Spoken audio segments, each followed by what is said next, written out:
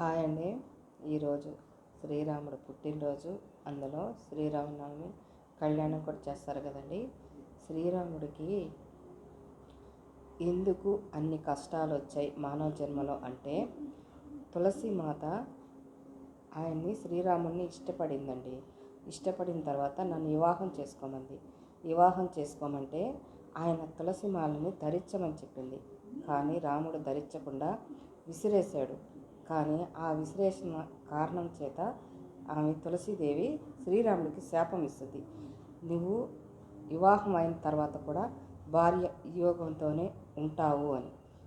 అట్లా ఆడవాళ్ళని ఎవరైనా కానీ అది సాక్షాత్ మహావిష్ణువు కదా ఆయన త్రేతాయుగంలో మానవ జన్మ ఎత్తినప్పుడు ఆయనకి ఆమె శపించిన వాక్కు ఫలిస్తుంది. కాబట్టి ఎప్పుడైనా కానీ ఆడదాన్ని మాత్రం ఎప్పుడు ఏడిపించడం కానీ, నవ్వులు పాలు చేయడం కానీ, ఒకరు చులకనగా చూడటం కానీ చేయకండి. అంటే ఆడది తన కన్నీళ్లు కానీ కారిస్తే వివిధ రకరకాలుగా ఇబ్బందులు పడాల్సి వస్తుంది. నచ్చితే లైక్ చేయండి, షేర్ చేయండి.